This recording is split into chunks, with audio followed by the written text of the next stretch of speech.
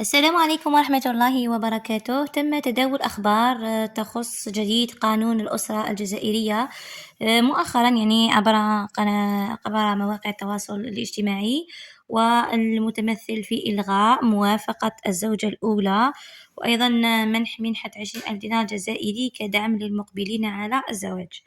في الفيديو اليوم نحاول توضيح الحقيقة، لأن هذه المعلومات غير رسمية بل مجرد إشاعات عبر مواقع التواصل الاجتماعي.